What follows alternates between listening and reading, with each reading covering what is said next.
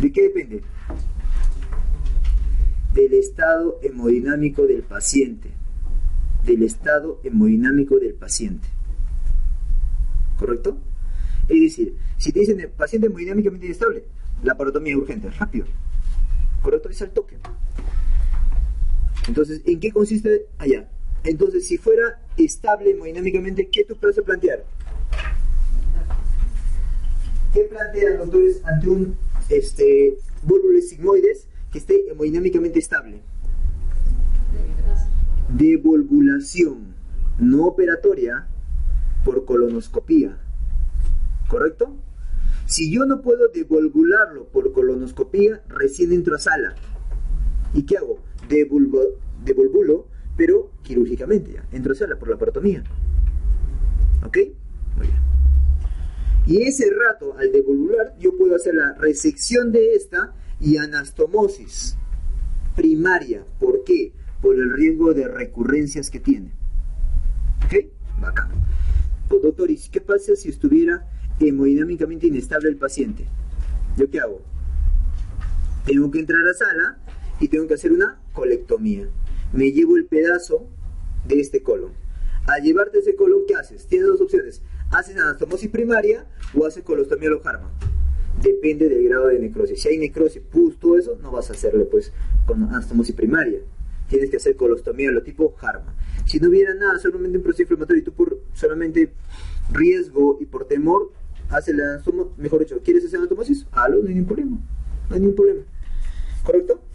Muy bien. Listo.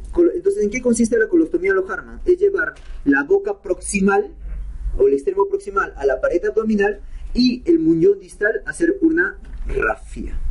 ¿Correcto? Rafiarte el muñón distal. Después de 3 a 6 meses, yo lo tengo que reoperar para hacer la anastomosis terminal. ¿Qué otro tipo de colostomía conoce? El doble cañón de escopeta, también conocido como miculis. Doble cañón de escopeta. ¿Y el otro cuál es? En asa, colostomía en asa. Te llevas un asa a la pared abdominal y en la cama del paciente lo abres. ¿Ya? En la cama del paciente. Claro, el llevar la asa es en cirugía, en trasop, pero la abertura y suturarlo en la pared del abdomen, eso se hace en la cama del paciente. ¿Ya? Listo. ¿Cuál es el manejo ante un vólvulo de ciego y en quién es el más frecuente? ¿Cuál es el manejo en vólvulo de ciego? Depende de la hemodinámica del paciente, lo desvolvulo, ¿qué hago? Nada. Operación. Todo vólvulo de ciego, que es el segundo más frecuente, se opera de frente. ¿Y en quién es el más frecuente?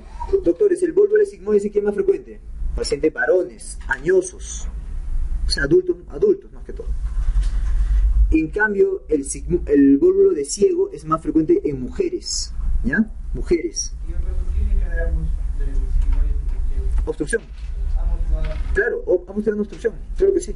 Solamente que la obstrucción del ciego obviamente es más proximal, se dilata las asas delgadas. En cambio, la del sigmoide sí vas a ver el grano de café, ¿no? Y es una distensión también del colon, pues. Muy bien. ¿En qué consiste el síndrome de Wilkie?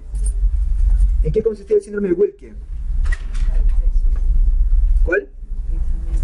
Así es. Es el pinzamiento aorto-mesentérico. Ahí está la aorta, acá está el mesenterio y ahí tiene que haber acá grasa, ¿no? ¿Qué pasaría si no hubiera grasa acá? Se cae, se pinza y se obstruye ¿qué parte del duodeno? Segunda porción del duodeno. Recuerden que por acá pasa segunda porción del duodeno. ¿Qué más? Tercera porción del duodeno. ¿Qué más? Proceso sino de páncreas, acá está. Y la vena renal izquierda. ¿Ya? Vena renal izquierda. Entonces, por ahí te pasan esas estructuras. Si la grasita que está acá se consume, esto se cae, genera obstrucción. Síndrome de Wilkie. ¿Correcto? ¿En qué pacientes pueden desarrollar esto? Desnutridos severos, inanición extrema, bajada de peso extremo, anorexia nerviosa, por ejemplo. ¿En qué consiste el síndrome de Ogilvie? Es un tipo de pseudo-obstrucción intestinal, caracterizado por una distensión excesiva de asas colónicas o intestino colon, nada más, intestino grueso. Obviamente genera como un cuadro de obstrucción, pues, ¿no? Es un tipo de pseudo obstrucción intestinal del colon. ¿Cómo se define un politraumatizado? ¿Cómo se define? Más de 2 zonas del cuerpo comprometidas, pero que generen ¿qué cosa? Riesgo en el paciente, ¿no? Que generen riesgo de muerte en el paciente. Esa es una definición de politraumatizado. ¿Cuáles son las fases de la respuesta metabólica que experimenta un politraumatizado? ¿Cuáles son? 3 fases. Primera fase, de poca respuesta. Fase de poca respuesta. ¿Correcto? Segunda fase, catabólica.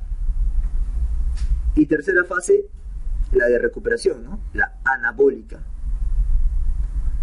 En la fase catabólica, lo importante otra vez es que vas a utilizar todos tus almacén de energía.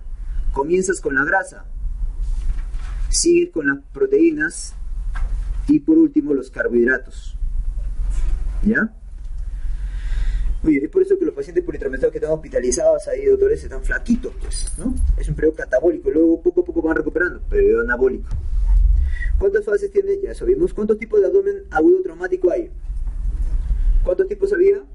2 tipos, el abierto y el cerrado, ¿correcto? El abierto y el cerrado. ¿Cómo es la definición de abierto? Pérdida de continuidad de la piel. Cerrado, no hay pérdida de continuidad de la piel. El abierto, doctores, disculpe, comenzamos con el cerrado. En el cerrado, doctores, yo tengo que evidenciar, bueno, en realidad en todo tipo de abdomen agudo traumático, mi objetivo es determinar si hay líquido libre en cavidad o no hay. ¿Ya? Para eso yo tengo que estudiarlo. Yo voy a plantear exámenes auxiliares. Entonces, dentro de mi manejo del traumatismo abdominal cerrado, ¿qué examen le voy a pedir? ¿De qué depende que le pida una tomografía o una ecografía? Conocido como ECOFAS. Del estado hemodinámico del paciente. Si el paciente tiene un estado hemodinámico bueno al momento, ahorita, ¿qué le pido? Tomografía. Si tuviera un estado hemodinámico, o sea que está con la justa, está inestable, ECOFAS, o si no, lavado peritoneal diagnóstico, LPD. ¿Correcto? Muy bien. ¿Qué pasaría si tienes un traumatismo abdominal cerrado? Le pides ECOFAS, está inestable, ¿ya? Le pides ECOFAS, sale negativo, no hay nada intraperitonealmente. Le pides lavado peritoneal diagnóstico, no hay nada intraperitonealmente. ¿Dónde está el sangrado? Retroperitoneo, ¿correcto? Pídele una radiografía de pelvis, fractura de pelvis, descarta, que es justamente la zona 3 del sangrado retroperitoneal, que ahorita vamos a ver. ¿Correcto? Muy bien, doctor, ¿qué pasaría si fuera un traumatismo abdominal abierto? En el traumatismo abdominal abierto, lo primero que te vas a preguntar es ¿qué tipo de arma generó esto? Asta de toro o proyectil de arma de fuego, PAF, de frente, doctor, ¿de dónde? La parotomía, no pierdas tiempo, no leas todo lo demás, es la parotomía la clave. ¿Ya? Doctor, ¿qué pasaría si no fuera nada de esto? Fuera, por ejemplo, arma blanca, ¿no? Arma blanca de repente, o otro tipo de traumatismo abdominal abierto. ¿Cuál es el objetivo? Pregúntate, la hemodinámica del paciente, ¿está hemodinámicamente estable o inestable? Si está inestable, la parotomía de frente. Si estuviera estable, traumatismo abdominal abierto, que no es PAF, que no es asta de toro, y estable, ¿cuál te preguntas ahorita? Ver si es penetrante o no penetrante. Si es penetrante, o sea, se perdió la continuidad del peritoneo, la parotomía. Si no es penetrante, estúdialo, ecografía, laparoscopía, si quieres inclusive, o tomografía. ¿Ya? Muy bien. Listo. ¿Cuántas fases? No. ¿Cuáles son los órganos más frecuentemente lesionados en cada uno de ellos? Esa es la pregunta clásica, ¿no? ¿Cómo? ¿71? Ah, ya. ¿Cuántas fases tiene el manejo del paciente politraumatizado? Ah, correcto, me olvidaba, sí tiene razón. Son 4 fases del manejo, ATLS. ¿Ya? ATLS, manejo del paciente traumatizado o politraumatizado. Primera fase, valoración inicial, A, B, C, D, E. Valoración inicial, 2 puntos, A, B, C, D, E. A, vía aérea, B, ventilación, C, circulación, punto de sangrado, D, déficit neurológico, escala de Glasgow, y 5, exposición de daños. ¿Correcto? Muy bien. Fase 2. La fase 2, doctores, es la de manejo complementario. ¿Complementario a qué, doctor? A la fase 1. Si yo encuentro que la vía hay secreciones, aspiro secreciones. Si yo encuentro que no está ventilando bien, le doy ventilación. Si yo veo que hay punto de sangrado en la parte C, ¿no? Paro el punto de sangrado. Y así sucesivamente. ¿Ya? Fase 3. Valoración secundaria. ¿Qué incluye la evaluación secundaria? Una buena anamnesis y rápida. ¿Cómo se llama la mnemotecnia? Amplía, ¿no? Amplía. ¿La A de qué? Alergias. ¿La M de qué? Medicamentos que utiliza el paciente. P de qué? Patologías previas del paciente. LI, libaciones, alimentos ingeridos en las últimas horas. Y por último la A, el ambiente en el cual se desarrolló el evento traumático. ¿Qué fue? No sé, pues un día después del examen de residentado, automovilístico, no lo sé. Tienes que preguntar eso, ¿ya? Muy bien. Y por último, doctores, bueno, y ahí también en la fase 4 no solo es anamnesis, pues, sino también una exploración ya ahora más detallada cefalocaudal. Más de lo que te pasaste en la primera evaluación inicial, acá lo tienes que ver. Y por último, la fase 4, doctores, ¿qué incluye? Manejo definitivo. Muy bien, doctor, ya lo establecí al paciente, pero es un traumatismo venal abierto, correcto, donde está todo su pies de afuera. Ya lo establecí, ya está vendado ya. Ahora entra a sala. Manejo definitivo, ¿ya? Muy bien, ahora sí. ¿Dónde estamos? ¿Cuáles son los órganos más frecuentemente lesionados en cada uno de ellos? ¿Cuáles son, doctores? Hígado y vaso. Hígado y vaso.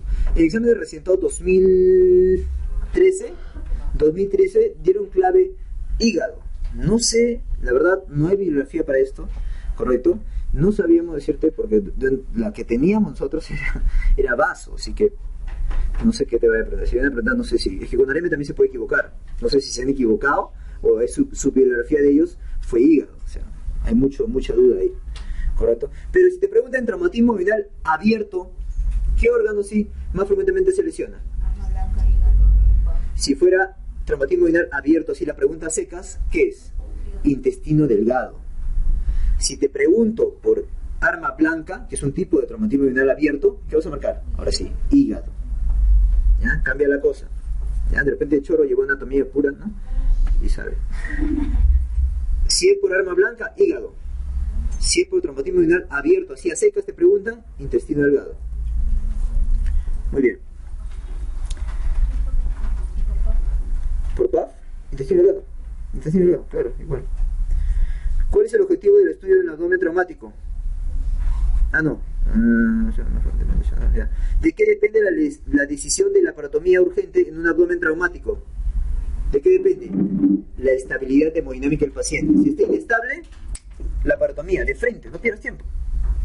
Signo de inestabilidad hemodinámica: hipotensión, frialdad distal, ¿ok? Pulso filiforme, ¿correcto? Trastorno de sensorio, son signos, hipotensión, son signos de inestabilidad hemodinámica. ¿Listo? No, ¿cuál es el objetivo del estudio de un abdomen agudo traumático? ¿Qué quiero encontrar? Líquido libre en cavidad. Ya lo preguntaron eso también, ¿eh? ¿Cuál es el algoritmo diagnóstico de un abdomen traumático? Ya lo hicimos ya, ¿no? ¿En qué consiste la cirugía de control de daños y cuándo lo reoperan? ¿En qué consiste la cirugía de control de daños? Es una cirugía, doctores, para salvar la vida del paciente nada más. Primer dato. Segundo dato. Es entrar a cavidad al toque, sala. Hace un tajazo de acá hasta acá. Desde la apófisis sifoides hasta la sífisis del pubis.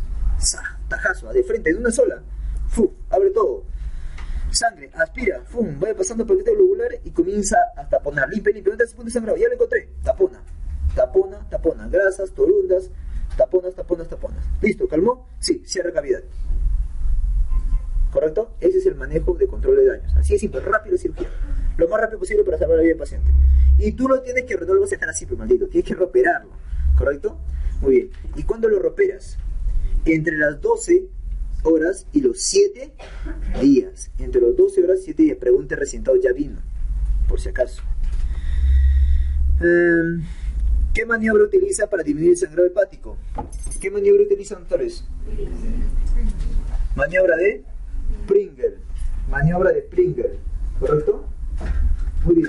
¿En qué consiste la maniobra de Pringle?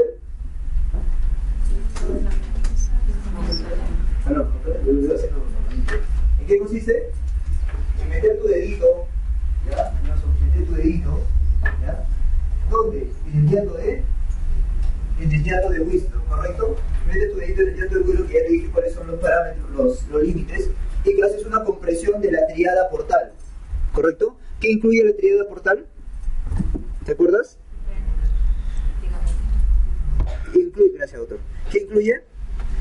Incluye, no se olviden por favor, 1, la arteria hepática común, 2, veo, apágalo mejor, o bájale por favor, está muy fuerte creo, esa fue la primera que compramos, ya, gracias.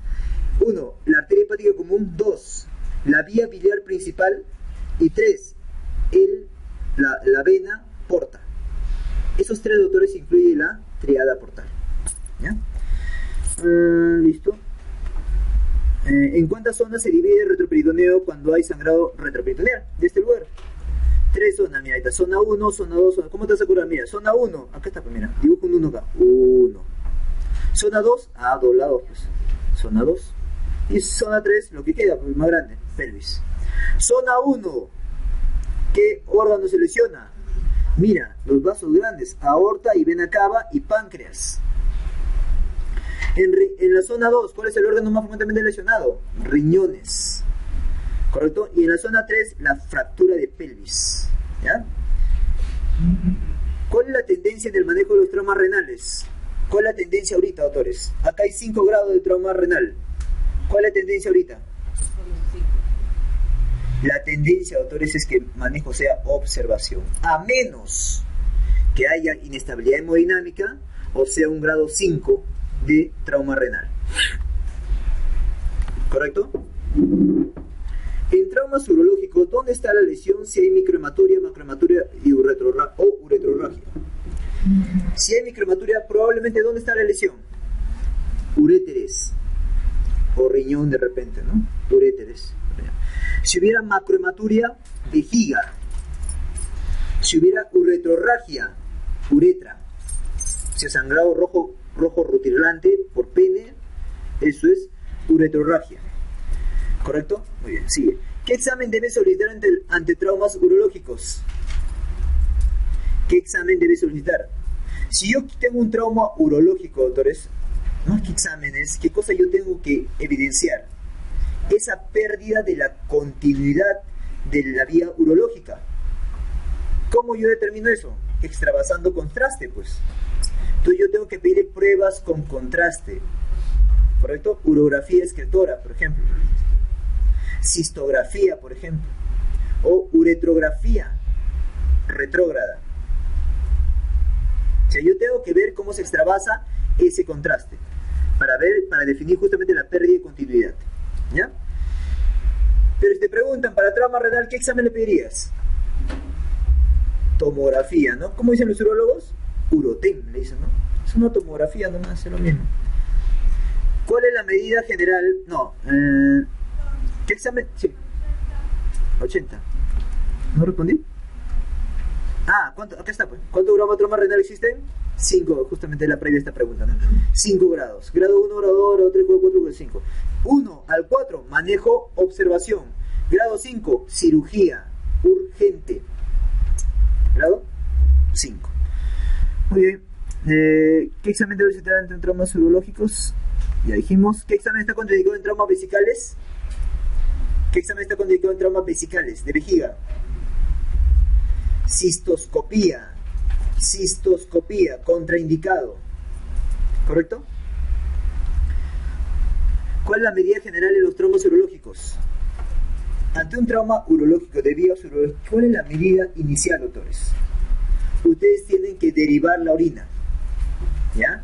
Por ejemplo, si tienes trauma de uréteres, ¿qué va a hacer? 1, se puede extravasar la orina, ¿ya? O 2, se puede generar un urinoma. O 3, puede haber ectasia y generar, ¿qué cosa? Una hidronefrosis y falla renal. Yo no quiero eso, por lo tanto tengo que derivar la orina. ¿Cómo hago? Nefrostomía. ¿Correcto? Igual, doctores, si tengo trauma vesical, ¿qué hago? Talla vesical o sonda Foley también puede ser. ¿Ya? Ya.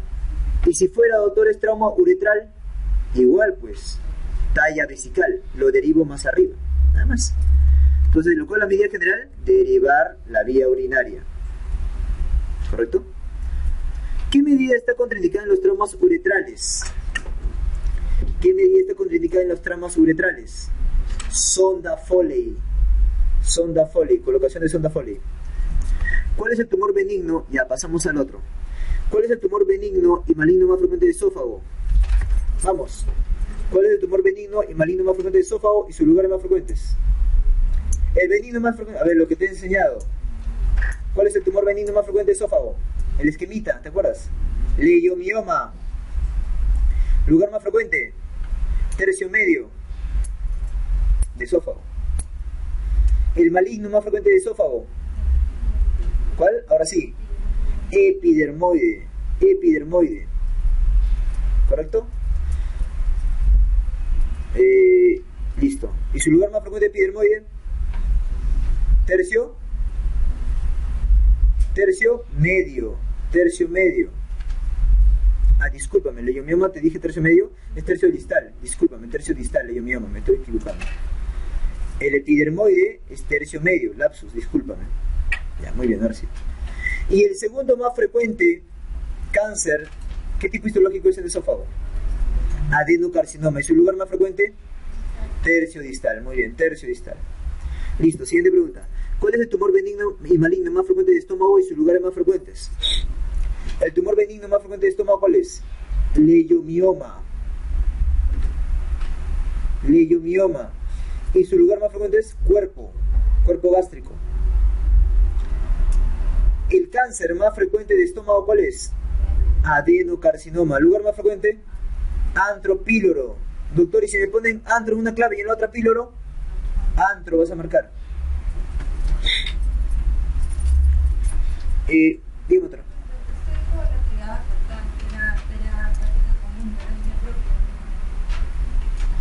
Claro, depende de dónde se ubique ya. Puede ser la propia, no hay ningún problema. No hay ningún problema, puede ser la propia. Y la otra es la vena porta y la arteria... ¿Cuál otra? No, la vía biliar principal. No hay ningún problema.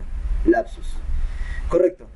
El tumor benigno y maligno más frecuente de estómago dijimos que es adenocarcinoma y el benigno es el leiomioma. Correcto. Lugar más frecuente, antro. Correcto. Pregunta, doctores. ¿El segundo más frecuente cuál es? Maligno. Linfoma. Linfoma gástrico. ¿Correcto? Linfoma gástrico. ¿Ya? ¿Y ese a qué virus, a qué microorganismo se relaciona? Helicobacter pylori. ¿Cuál es el tumor benigno y maligno más frecuente de intestino delgado?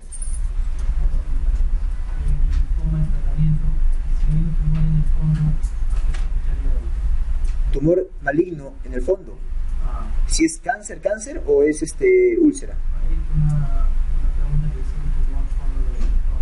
Tumor de fondo de estómago, ¿ya?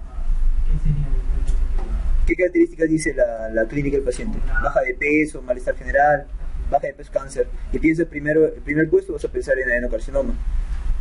En ese lugar, adenocarcinoma. Peor todavía, porque es anemia proximal. Igual, quirúrgico. Todo cáncer, doctores, es cirugía. Todo cáncer, estoy hablando de adenocarcinoma, es quirúrgico con intenciones curativas. Esa es la clave. Quirúrgico con intenciones curativas. ¿Ya? ¿El linfoma duro también? No, el linfoma depende de grado. Si es grado leve, es quimioterapia. Discúlpame, es con y hay buena diferenciación, es terapia erradicadora del Helicobacter pylori. Terapia erradicadora del Helicobacter pylori. Si no, quimio. Y si no, quimio más radio. ¿Ya? ¿Está bien? Muy bien, entonces quedamos ahí. 89. ¿Cuál es el tumor benigno y maligno más frecuente de intestino delgado?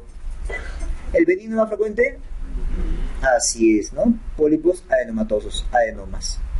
Y pólipos, ¿no? Muy bien, ¿y lo maligno más frecuente? Lo más frecuente, doctores, es adenocarcinoma. ¿Lugar más frecuente? Distal de duodeno, proximal de yeyuno. Distal de duodeno, proximal de yeyuno. Esa es la parte más frecuente de un cáncer adenocarcinoma, que dicho sea de paso es raro. ¿Ya? ¿Cuál es el tumor benigno y maligno más frecuente de intestino grueso? El benigno más frecuente, pólipos adenomatosos. ¿Cuál es el pólipo precáncer? El velloso, ¿no? Acuérdate que hay vellosos, hay tubulares y túbulos vellosos. El precáncer verdadero es el velloso. ¿Cuántos centímetros debe medir todo adenoma para retirarlo? Más de 2 centímetros. Más de 2 centímetros un pólipo, yo tengo que quitar por colonoscopía, si quieres. No te confundas con el pólipo vesicular. Cuando tengo un pólipo vesicular, ¿cuánto debe medir para yo hacer la colicistectomía? 1 centímetro, 10 milímetros. ¿Ya? Muy bien, porque recuerda que el pólipo es una indicación para la cirugía, pero si es que mide más de 10 milímetros. Listo. Y el maligno más frecuente es adenocarcinoma, ¿correcto? Parte distal, sigmoides, colon izquierdo. ¿Cuál es el tumor maligno más frecuente de ano? Epidermoide. Epidermoide. ¿Y cuál es su manejo de ese epidermoide, doctores? ¿Cuál es el manejo de cirugía? Quimio más radio. Quimio más radioterapia. ¿Correcto? ¿A qué virus se relaciona este cáncer de ano? Papiloma humano, ¿no? Virus papiloma humano. Muy bien. ¿El Herges-Simbarré es factor de riesgo para cáncer de esófago de qué tipo? Herges-Simbarré. ¿Qué tipo de cáncer de esófago? Epidermoide. El Herges con Barré es factor de riesgo de cáncer tipo adenocarcinoma en esófago. Adenocarcinoma. El con Barré, adenocarcinoma. Sin Barré, epidermoide. ¿Cuál es la lesión premaligna de estómago? ¿Cuál es la lesión premaligna de estómago? Gastritis crónica atrófica. Gastritis crónica atrófica. Recuerda la secuencia, ¿no? Primero hay infección del Helicobacter pylori. Después de eso da una gastritis aguda. Esto te lleva a una gastritis crónica. Y esto te lleva a una gastritis crónica atrófica. Y eso lleva a un cáncer. ¿Ya? ¿Qué factores aumentan el riesgo de cáncer digestivo? Apunta, por favor. Dietas hipercalóricas. ¿Correcto? Dietas hipercalóricas. 2. La sal. Dietas ricas en sal. 3. Pescado ahumado, ¿no?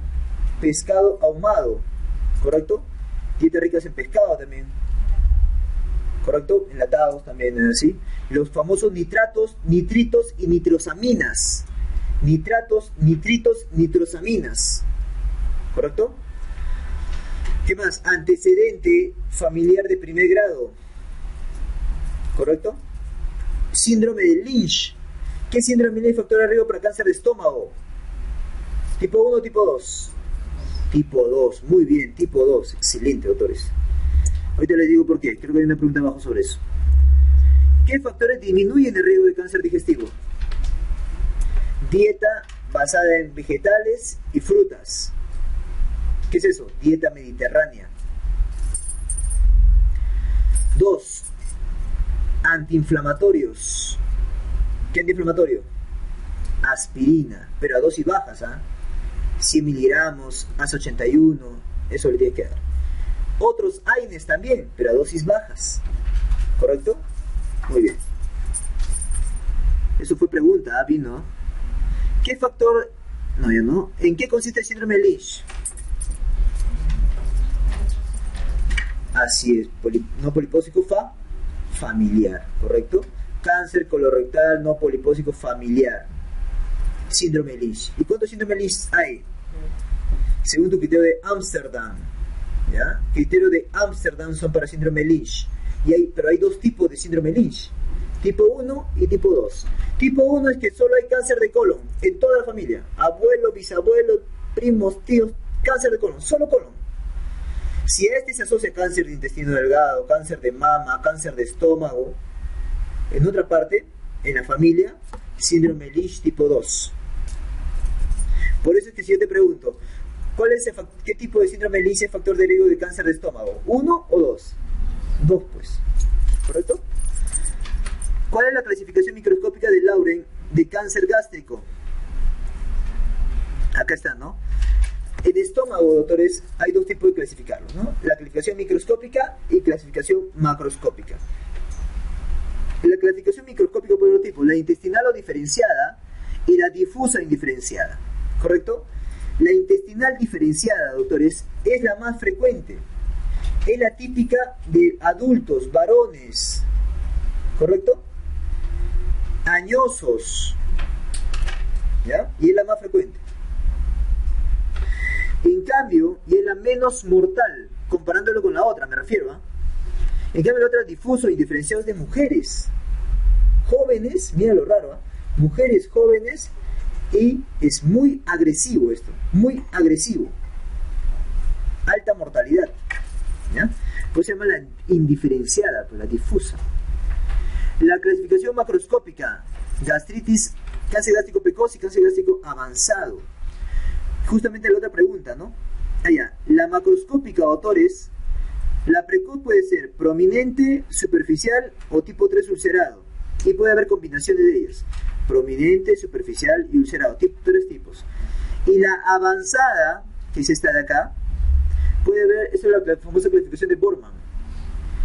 Tipo 1, polipoide o como coliflor. Tipo 2, que me hace recordar a mí el chancro duro, porque tiene bordes elevados, bien delimitados.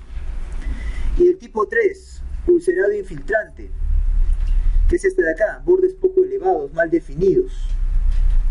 Y tipo 4, la tipo 4 es una basura, es una mentirosa, porque parece una llaguita acá, pero por acá, mira, dibuja por acá, así una línea, dibuja acá mucosa normal, por debajo de la mucosa se está infiltrando, tipo 4, infiltrante. ¿Cómo se llama esa manera de diseminarse así por la pared? Linitis plástica, así es, linitis plástica, ¿ya? ¿Cómo se define un cáncer precoz de esófago y estómago? El cáncer precoz de esófago, doctores, es aquel cáncer que no llega a la capa muscular. Y escucha bien, y no compromete ganglios. No llega a la capa muscular, o sea, no sobrepasa la submucosa, ¿no? Y no compromete ganglios. En cambio, el cáncer gástrico precoz se define como aquel que no sobrepasa la muscular, o sea, no llega a la muscular, discúlpame, no llega a la muscular, ¿ok? Pero puede, como no puede comprometer ganglios. O sea, no importa si comprometió ganglios. Porque lo más probable es que ya lo haya hecho desde sus primeras fases. ¿Correcto? Muy bien. Mencione el signo de diseminación a distancia de los tumores gástricos. Signo de diseminación a distancia de tumores gástricos, autores. Ganglio de Virchow, supraclavicular izquierdo. Ganglio de Irish, línea axilar anterior. Ganglio de Irish. Virchow, supraclavicular izquierdo. Irish, línea axilar anterior. Tumoración de hermana María José, a nivel umbilical. 4. Tumor de Krukenberg. ¿A qué nivel es eso? Ovario, correcto. Y anaquel de Blumer. Anaquel de Blumer. O repisa o anaquel de Blumer, que es a nivel del saco de Douglas. Saco de Douglas se forma como un anaquel fibroso. Ese cáncer. De iris, ganglio axilar anterior. ¿Qué prueba solicitaría para definir una extensión tumoral? ¿Qué prueba? Para extensión, tomografía. ¿Cuál es el método de diagnóstico de lesión en todo cáncer de tubo gástrico? Digestivo. Siempre biopsia. Si es alto, si es esófago o estómago, endoscopía más biopsia. Si es por abajo, colonoscopía más biopsia. Siempre para definir el diagnóstico es eso, biopsia. ¿En qué consiste la cirugía de cáncer de estómago? Doctor, usted dijo que para todo cáncer es cirugía con intenciones curativas. Sí, pero en el estómago es hacer una ectomía de donde está el cáncer. Puede ser gastrectomía parcial, gastrectomía total, no lo sé. Pero siempre más de 2. ¿Por qué de 2? Me llevo hasta la segunda estación, hasta la estación vascular de los ganglios. ¿Ya? ¿En qué consiste? Sí, un ratito. Quiero ver hasta dónde puedo hacer.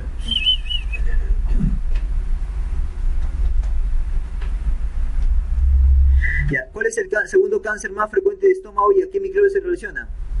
Linfoma gástrico y Helicobacter pylori. ¿Correcto? Muy bien, doctores, váyanos a break, por favor. Breide. Bueno, doctores, continuando entonces con la pregunta número 104, ¿correcto? No, ya 105. 106, ya, 106. ¿En qué consiste el tumor carcinoide? El tumor carcinoide, recuerda, doctor, puede haber dos lugares: el tubo respiratorio y el tubo digestivo. El lugar más frecuente, tubo digestivo, ¿correcto? Muy bien. De ellos, ¿el lugar más frecuente cuál es? Ese es un tema, ¿correcto? Lo que pasa es que si somos exquisitos, como varias veces hemos sido, o sea, con respecto a la teoría, no es el apéndice en realidad, ¿correcto? El lugar más frecuente debe ser ilion, ¿no? Segundo puesto, colon. O sea, intestino delgado, intestino grueso, y recién ahí tercer puesto, apéndice. Ese es el orden de frecuencia, lo que dice el up to date. Si somos exquisitos es así. Pero no sé por qué los exámenes que han venido han puesto muy relacionado a lo que es el apéndice. Bueno, probablemente porque si preguntamos al revés, ¿cuál es el tumor maligno más frecuente de apéndice? Es tumor carcinoide, ¿no? Eso sí, ahí sí está claro todo eso, no hay ningún problema. Bueno, ¿y en qué consiste el tumor carcinoide? Recuerda, el tumor carcinoide, doctores, deriva de células neuroendocrinas, conocidas como células de Kulczynski. Células neuroendocrinas, células de Kulczynski, que botan aminas vasoactivas. Dentro de las aminas vasoactivas, la más importante es la serotonina, ¿correcto? Este tumor carcinoide, discúlpame, llegará un momento a ser una clínica especial conocida como síndrome carcinoideo. ¿Ok? Del 100% de tumor carcinoide, 2% va a ser síndrome carcinoideo. Y de este 2%, el 91% habrá hecho metástasis. Conclusión: aquel paciente que hace síndrome carcinoideo probablemente ya hizo metástasis. ¿Y cuál es el lugar más frecuente de metástasis de tumor carcinoide? Hígado. ¿Correcto? Muy bien. ¿Cuándo se desarrolla un síndrome carcinoideo? Cuando probablemente ya hizo metástasis. ¿Ok? Muy bien. ¿Qué examen le piden ustedes, doctores, sospechando este diagnóstico? ¿Qué examen le piden? De orina. ¿Qué examen de orina le pides? 5-hidroxiindol acético, 5-HIA, 5-hidroxiindol acético, ¿correcto? Muy bien. Cuando se desarrolla un síndrome, ya lo dijimos eso, ¿a partir de qué tamaño un adenoma de colon es riesgo de cáncer? Y por ende tienes que sacarlo, 2 centímetros, ¿correcto? ¿A qué se denomina tumor sincrónico? En colon, me refiero, en colon. Es el tumor, doctores, que aparece en el momento en el cual yo le hago la colonoscopía. O sea, yo veo acá una lesión en el colon izquierdo, ya bacán, ¿saco la colonoscopía? No, tengo que ir hasta el otro lado, colonoscopía larga o colonoscopía total, porque no veces que hay un cáncer acá y otro cáncer acá. Si yo en el momento del diagnóstico veo 2 chancacas ahí, doctores, es un tumor sincrónico. Doctor, ¿y hasta cuánto tiempo después? Digamos que yo le hago la colonoscopía total y solamente evidencio una lesión. Si dentro de los primeros 6 meses aparece otra lesión en un lugar diferente, tumor sincrónico. Si después de los 6 meses, un minuto más, aparece otro cáncer en otro lugar diferente, se llama metasincrónico. ¿Ya? Sincrónico, metasincrónico, entonces. 111. Lugar más frecuente de metástasis de cáncer colorectal. Todo cáncer, doctores, a nivel del tubo digestivo. La gran mayoría, ¿cuál es el lugar más frecuente de metástasis? Hígado, siempre hígado, porque este va a recibir la sangre, todo el drenaje venoso de todo el tubo digestivo, pues, bueno, todo el abdomen. ¿Cuál es el manejo ideal del cáncer colorectal? Quirúrgico con intenciones curativas. Doctor, ¿cómo? Si está en ángulo esplénico, hemicolectomía del lado izquierdo.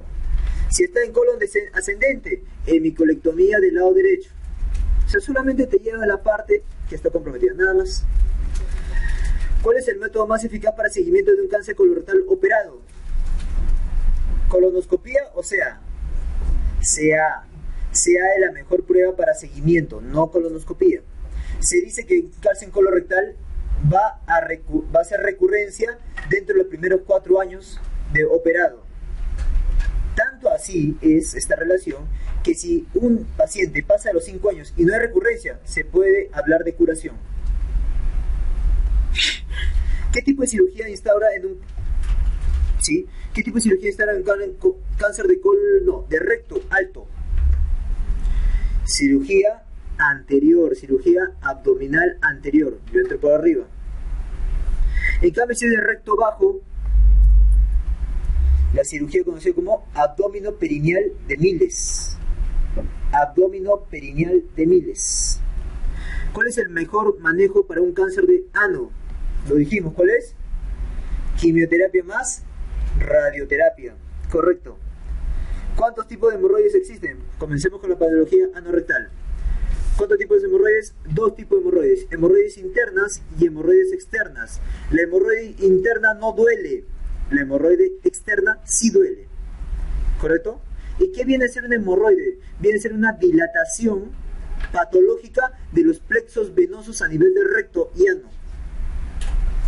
Dilatación venosa patológica de los plexos a nivel del recto ano. Eso es un hemorroide, ¿correcto? Y la hemorroide usted puede ver dos tipos. Hemorroide interna no duele, externa sí duele. ¿Ok? Bacán. ¿Cuál es la causa más frecuente? No. Ya. Está bien. ¿Cuál es la causa más frecuente de sangrado digestivo bajo? Hemorroides. Si te hubiera preguntado, sangrado digestivo bajo masivo, divertículos. Segundo puesto, angiodisplasias. Angiodisplasias. ¿Cómo se clasifican las hemorroides internas y cuál es su manejo? Las hemorroides internas, doctores, ¿cómo se clasifican? Correcto, 4 grados. El primer grado, nada, síntomas nomás. Grado 2, protruye y se reduce solo. Grado 3, protruye, pero tengo que hacer una reducción manual, correcto, digital. Y 4, protruye, lo reduzco, porque no regresa, saco el dedito y regresa solo. Grado 4. Grado 1, grado 2, manejo médico. Grado 3, grado 4, manejo quirúrgico. Manejo del grado 1, pomadas, baño de asiento. De grado 2, pomadas, baño de asiento. Y de repente, ligadura, lo más. ¿Ya? Pero si no, cirugía por los 3 y 4. ¿Cuál es el manejo de la hemorroide trombosada? Recuerda, la hemorroide trombosada, doctor, es un manejo, es un cuadro agudo, aparatoso, intenso. Y tengo que plantear cirugía urgente. ¿Correcto? Hemorroidectomía. Si no puedo hacer hemorroidectomía, hago hemorroidetomía y quito el coágulo. ¿Ya? Hago un corte y quito el coágulo. No te olvides la triada de la fisura, ¿ya? Mira, acá está la triada de la fisura crónica. Esa de fisura. Papila hipertrófica, centinela, pliegue cutáneo centinela, y la fisura que tiene bordes elevados, que es de la crónica. Papila hipertrófica, la fisura crónica y el pliegue cutáneo centinela. Bueno. ¿Cuál es el lugar más frecuente de fisura anal entonces? Puede haber varios tipos: posterior, anterior o laterales, ¿correcto? ¿Cuál es el más frecuente? Posterior es el más frecuente, ¿ok? Si hay una fisura anal crónica en posición lateral, ¿en qué patología pensaría usted, doctores? Así es, cuando te dicen fisura crónica laterales, piensa en cosas raras: Crohn, colitis ulcerativa, cáncer, tuberculosis, ¿ya? Piensa en cosas raras. En cambio, si es posterior, o por lo menos ya anterior, es una fisura anal simple, ¿ya? Muy bien. No te olvides que la clínica, doctores, de la fisura anal es típica. ¿Qué signo te va a decir el paciente? Doctor, dolor al defecar. Tiene que haber dolor al defecar, si no, no marcas fisura. Dolor al defecar. Te dice el paciente como si me estuvieran cortando con un gilet. ¿Y qué voy a ver en las heces? Un hilito de sangre, ¿correcto? Encima de las heces, ¿ya? Rectorragia leve, si quieres, dile, ¿ya? Porque recuerda que hematoquesia es la sangre mezclada con heces. Y acá no se mezcla, pues sale encimita. Muy bien. ¿Cuál es el círculo vicioso de la fisura anal crónica y su manejo? ¿Cuál es el círculo vicioso de la fisura anal crónica? Dolor. ¿El dolor a qué te lleva? A hipertonía del esfínter anal interno. Hipertonía del esfínter anal interno. La hipertonía del esfínter anal interno, ¿a qué te lleva? A que baje el flujo sanguíneo. Como baja el flujo sanguíneo, te lleva a hipoxia. No llega glucosa. No se puede reparar esa herida. Perpetuación de la herida, de la fisura. Y al perpetuarse la herida, ¿qué te lleva? Más dolor. Y el dolor a hipertonía. La hipertonía, disminución de flujo y eso, disminución de requerimiento, mala cicatrización y eso herida. Círculo vicioso. Por eso es que en la fisura anal crónica, ¿cuál es el manejo? Igual que en la aguda, baño de asiento, pomaditas, esa es de la aguda. La simple, la pequeñísima, que pasa sola de repente. La crónica, ¿cómo es? Esfinterotomía lateral interna. Esfinterotomía lateral interna. Para cortar ese círculo vicioso. ¿Cómo corto? Corto el esfínter anal interno. Pregunta de anatomía. ¿Quién forma el esfínter anal interno? La capa circular interna. La capa circular interna del recto, doctores, se especializa y forma el esfínter anal interno. ¿Quién forma el esfínter anal externo? ¿Quién forma? El músculo elevador del ano. Músculo elevador del ano. Correcto. ¿Dónde estamos? 120. ¿Cuál es la teoría de la fisura anal crónica? Ya lo vimos, ¿no? La papila, las fibras, discúlpame, la fisura o la herida, la úlcera y el pliegue cutáneo centinela. Triada clásica de la fisura anal crónica. Papila, fisura y pliegues. ¿Cuántos tipos de abscesos anorrectales hay? Tenemos al perianal, al isquiorrectal, al submucoso, al pelvirrectal y al interesfinteriano. ¿Correcto? 5 tipos de abscesos anorrectales: perianal, isquiorrectal, interesfinteriano, submucoso y pelvirrectal. ¿Correcto? Pelvirrectal. 5 tipos. ¿Cuál es el más frecuente? El perianal. Es el más frecuente. Pregunta, doctor, para que se desarrolle, escucha bien. La gran mayoría de abscesos anorrectales, ¿qué tuvo que haber habido primero? Una criptitis. Esta, doctores, es la cripta anal. ¿Correcto? Esta cripta, otra vez, ingresa bacterias y se infecta. Y de acá comienza a haber pus, que se queda acá, interfinteriana, que se va para arriba, se va para acá, se va para acá, cercana a la piel, o submucosa, o submucoso. 5 tipos. O sea, ¿qué tiene que haber para que se salga un absceso rectal? Criptitis. Pero si te pregunta del absceso solamente del perianal, ¿cuál es lo más probable? ¿Que haya sido primero una criptitis? ¿O qué es lo más probable? Una infección de un folículo piloso. Infección del folículo piloso. ¿Ya? Eso es lo más frecuente. Solamente en perianal. Muy bien. ¿Y de todos cuál es el más frecuente? Es el perianal. Doctor, sea perianal o sea isquiorrectal, mira, yo puedo, acá está la piel. Yo puedo entrar por acá, llego al absceso. Yo puedo entrar por acá y llego al absceso. ¿Cómo es el drenaje de estos abscesos? Perianal e isquiorrectal. Drenaje externo, externo, externo. En cambio el otro, acá dibújale, submucoso, interesfinteriano y pelvirrectal, doctores. Yo tengo que entrar por acá por el anito, entro por acá y por acá corto. Zag, zag y zag. Eso se llama drenaje vía interna. ¿Correcto? Muy bien.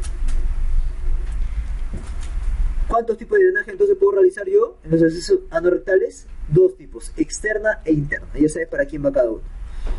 ¿Qué tuvo que haber existido para que se dé una fístula anorrectal? Doctores, no hay fístula si es que no ha habido un absceso. Tiene que haber habido un absceso anorrectal. Si no, no hay fístula. Así es simple. Muy bien. ¿Cuántos tipos de fístula anorrectal existen y cuál es la más frecuente? Primero recuerda qué es una fístula anorrectal. Una fístula anorrectal, doctores, es aquel que comunica entre la mucosa y la piel. O sea, va a haber 2 orificios. El orificio interno que llega a la mucosa, mira, mira, acá está, en la mucosa. Y el otro que llega, el otro orificio, a nivel de la piel. A nivel de la piel. Eso es una fístula anorrectal. Y para que se desarrolle esta tuvo que haber habido un absceso anorrectal. Ahora, ¿cuántos tipos de fístula anorrectal existen? Según la clasificación de Parks, hay 4 tipos. La más frecuente es la interesfinteriana. estás? Acá estás. La interesfinteriana, PARX 1, es la más frecuente. 70% de los casos. Transesfinteriana, PARX 2. Transesfinteriana. Acá está, discúlpame. Pasa a través de ellas. Supraesfinteriana, PARX 3. Y por último, doctores, la extraesfinteriana, PARX 4. La más frecuente, PARX 1. ¿Correcto? La transesfinteriana. ¿Correcto? Muy bien. ¿Cómo? Discúlpame, claro, la interesfinteriana. Lapsus, PARX 1. Muy bien. ¿Ya? ¿En qué consiste la regla de Gutzal? ¿En qué consiste la regla de Gutzal? ¿Para qué sirve la regla de Gutzal? Más que todo. Es una regla que se utiliza acá en las fístulas, y el objetivo o qué información te da la regla de Gutzal es, doctores, para ver qué camino sigue la fístula anorrectal. Yo solamente voy a ver en el potito un huequito, que es el cabo distal, que es el orificio externo. ¿Verdad? Pero para seguir ese camino yo tengo que hablar mi regla de Gutzal. ¿Ok? Ay, carambas.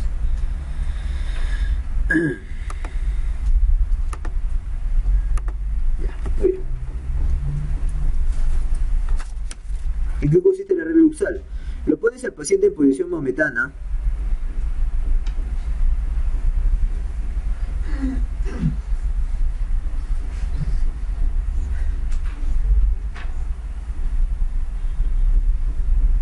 ¿Correcto?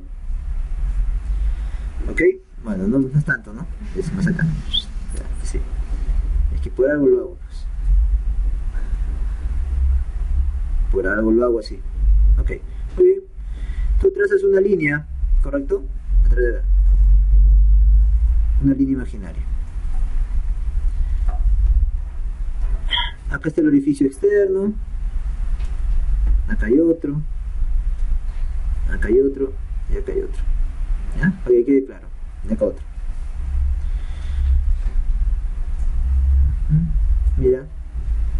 ¿Es varón o mujer? Varón, ¿sí o no? Ya, muy bien. Por algo lo hago. Mira. Traza la línea imaginaria. Todos los orificios que estén por arriba de esta línea, en esta posición maometana, ¿ya? Todos los orificios que estén por arriba de esta línea, doctores, ¿ok? Van a ser como el potito, grandes y curvilíneos, ¿ya? Extensos, largos y curvilíneos. Y no se sabe cómo sigue su camino. No se sabe. Es muy irregular. En cambio, no lo mires, por favor. En cambio, cuando es más por debajo, disculpen, cuando es por debajo de esta línea imaginaria, es pequeño y recto. No lo mires, ¿ok? Pequeño y recto. A menos que esté por encima de un radio de 3 centímetros. Si está por encima de este radio, por ejemplo, esto de acá, se comporta como uno de acá, largo y curvilíneo. Y no se sabe el camino que va a seguir.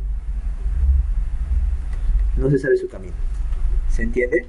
Esa es la regla de Gutzal, más o menos para saber cuál es el camino de la fístula anorrectal. ¿Ok? ¿Cómo te vas a curar? Potito, posición maometana, potito curvilíneo, más grande, ¿no? Y lo otro que anterior, ¿no? Que es algo que está ahí recto y pequeño. ¿Ya? Muy bien. Sigamos. ¿Cuál es el que sigue? Pregunta número 31. ¿Cuál es el método diagnóstico de lesión para la fístula? Si te piden algún método diagnóstico, ¿qué examen le vas a pedir? Ecografía endorrectal. Ecografía endorrectal. ¿Cuál es el órgano más frecuentemente afectado en los abscesos intraabdominales? ¿Cuál es el órgano más frecuentemente afectado? Doctor, si de las cáncer, el lugar de metástasis más frecuente es hígado, ¿por qué no en los abscesos también más frecuentemente es el hígado? No te olvides. ¿Correcto? ¿Cuál? Teniendo riesgo. ¿Cuál es el tratamiento de elección de la fístula anorrectal? ¿Cuál es el tratamiento de elección? Fistuloectomía. Fistuloectomía.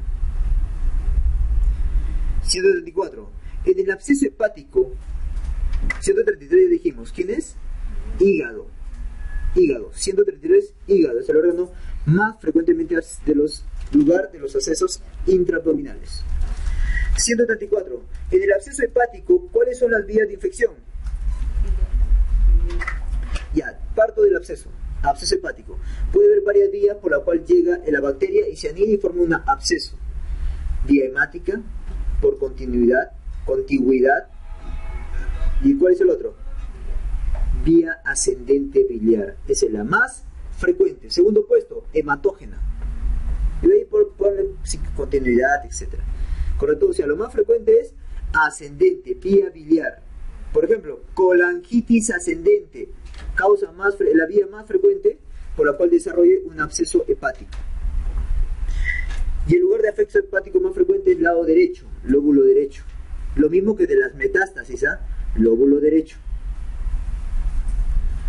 ¿Cuáles de los tumores de hígado no debe asociarse anticoncepción? O sea, hormonas, anticonceptivos hormonales. ¿Qué tumor de hígado? Si tú quieres ser un verdadero ginecólogo, quieres indicar una anticoncepción hormonal a tu paciente, mínimo tienes que pedirle una ecografía abdominal. ¿Correcto? ¿Por qué? ¿Qué puede tener esta paciente y genera riesgo? Adenoma hepático. Adenoma hepático. Si tú le pides o si tú le das anticoncepción, sin una ecografía no va a decir que seas tan salado que ella desarrolle luego a las semanas un hemoperitoneo. ¿Por qué? Porque los anticonceptivos hormonales aumentan el tamaño de esta adenoma que está recontravascularizado de sangre. Se rompe y genera un hemoperitoneo. Simplemente por tu anticoncepción.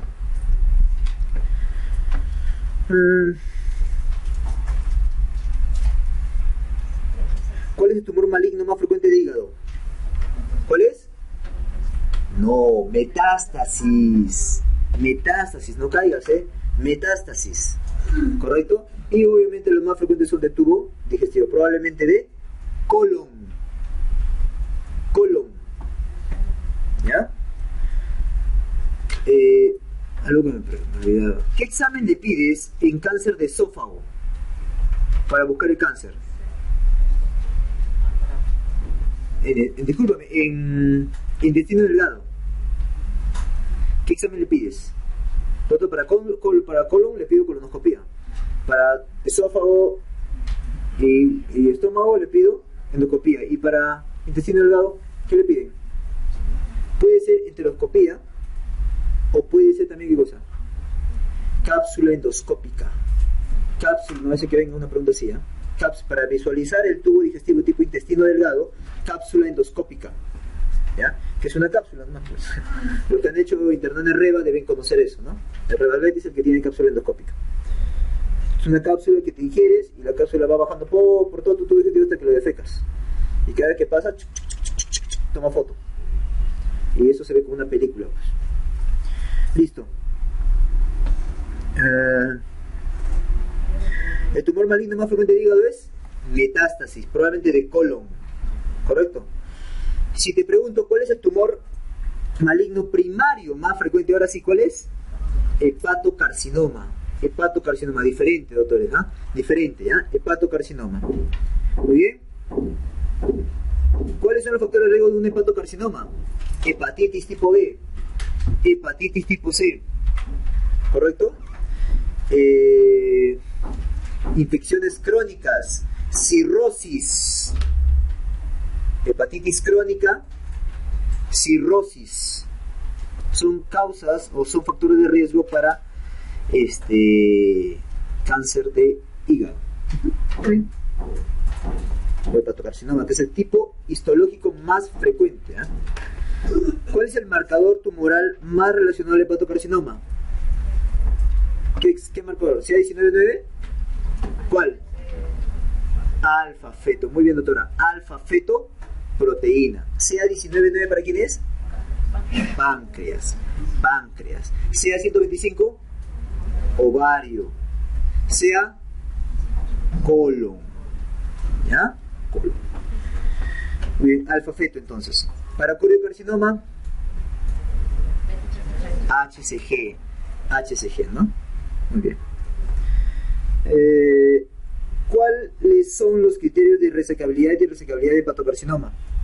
¿Cuáles son, doctores? 1. Tamaño. pequeño, menos de 3 o menos de 5 centímetros. O sea, uno es después del otro, ¿no? O sea, uno es contra el otro, así que es la misma respuesta. 2. Criterio de resecabilidad, que no comprometa grandes vasos. Porque si te compromete, por ejemplo, vena cava o vena porta, o sea, grandes vasos, compromiso, ese es un criterio de irresecabilidad, por ejemplo. ¿Ya? Que no comprometa. 3. Que no haya hecho metástasis. ¿Correcto? Criterio de resecabilidad. ¿Ya? Algunos criterios de resecabilidad, entonces, que te puede venir de repente.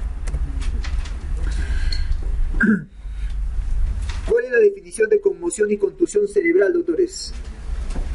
¿Cuál es la diferencia entre contusión y conmoción cerebral? Conmoción es el famoso knockout, ¿no? Del boxeo, ¿correcto? La boxeando de pum, golpe, knockout, ¿no? De el paciente hasta que al toque, ya estoy bien, ya, ¿qué pasó? ¿No? Ya perdiste, ¿correcto? Ok, eso es el famoso knockout, es una pérdida, ¿no? De la conciencia por un lapso pequeño de tiempo, ¿correcto? Que no genera repercusión anatomopatológica, no vas a ver sangrado, no vas a ver ningún daño evidente, anatomopatológico, a las imágenes o a la patología, ¿correcto? En cambio, doctores, el otro es la contusión cerebral, es así, igualito, mismo golpe, pero genera sangrado, daño evidente que se puede ver por imágenes, tomografía, por ejemplo. ¿Ya? Se dice que la conmoción, doctor, es un cambio bioquímico nada más, un trastorno bioquímico. ¿Ok? A lo más. ¿Cuáles son las fracturas que están, no? Conmoción, contusión. ¿Cuáles son las fracturas craneales y las más frecuentes? Tenemos fracturas lineales. Lineales son las más frecuentes. Tenemos fracturas por hundimiento. Tenemos fracturas de suturas. Eso más que todo en niños. Fracturas de las suturas. Por ejemplo, la sagital, ¿no? La intra o interparietal. ¿Correcto? O la coronal también. Muy bien. ¿Cuál es la más frecuente de ellas? La fractura de cráneo más frecuente es la fractura lineales. ¿Correcto? Muy bien. Ante todo traumatismo encefalocraneano, doctor, lo mínimo que debes pedir, está indicado a todo TEC, sea leve o severo, todo TEC tiene que recibir o tener su radiografía de cráneo. Mínimo. ¿Correcto? ¿Para qué? Para descartar fractura. 2. Si yo encuentro una fractura lineal, ¿ahora qué examen le pido? Tomografía. Te van a pintar un paciente que tiene una fractura lineal. ¿Cuál es el siguiente examen a pedir? Tomografía. ¿Correcto? Muy bien. Si tiene una fractura lineal de cráneo, entonces ¿cuál es el siguiente examen a solicitar? Tomografía cerebral o tomografía de cráneo. ¿Ya? Muy bien. ¿Cuáles son los signos de fractura de base de cráneo? No te debes olvidar. Ya estamos en la parte de neurocirugía, por si acaso. ¿Cuáles son? Signo de mapache, signo de Battle, ¿correcto? El de mapache, ¿cuál es? Es equimosis periorbitaria. Que si tú eres exquisito, ¿correcto? Puedes ver que no hay inyección conjuntival. Esa es la diferencia que yo encontré, por ejemplo, si tú agarras y golpeas a un paciente, ¿no? Porque te da cólera, no lo sé, ¿no? Y, no hagas eso.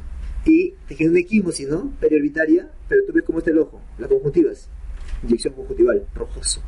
Esa es la diferencia de repente con la equimosis del ojo de mapache, ¿no? Que es para fractura de base de cráneo anterior.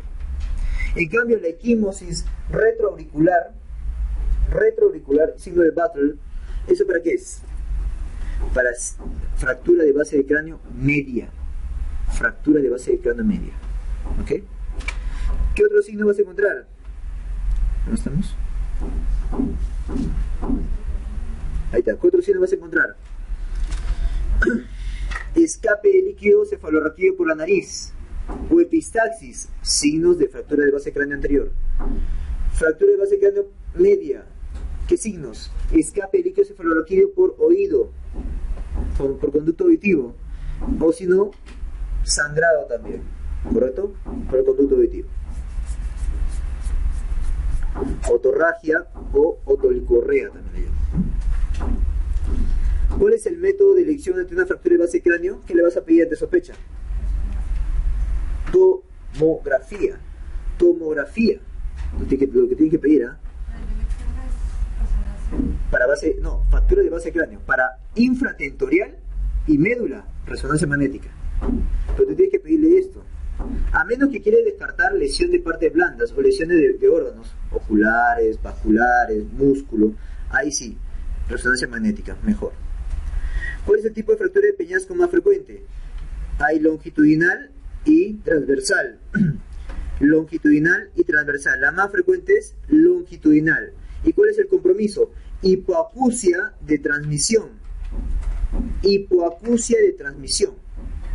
En cambio, en la fractura de peñasco, pero transversal, es una hipoacusia neurosensorial. Neurosensorial, ¿ya? Hipoacusia de transmisión, hipoacusia neurosensorial. Muy bien. ¿Cuáles? No, ¿dónde estamos? Sí, está bien. ¿Cuáles son las diferencias entre un hematoma subdural y epidural? ¿Cuáles son las diferencias entre un hematoma subdural y epidural? La ubicación primero, ¿no? Aquel que está entre el córtex, ¿no? Y la epidural, y claro, y la dura madre es la epidural, ¿correcto? Aquel que está entre el córtex y la dura madre, epidural, ¿correcto? Aquel que está entre las otras dos meninges, hablamos de subdural, ¿no? O sea, debajo de esta, mejor dicho. ¿Correcto? Pregunta, autores. ¿Cómo es el hematoma subdural? Es una clínica que comienza desde un inicio.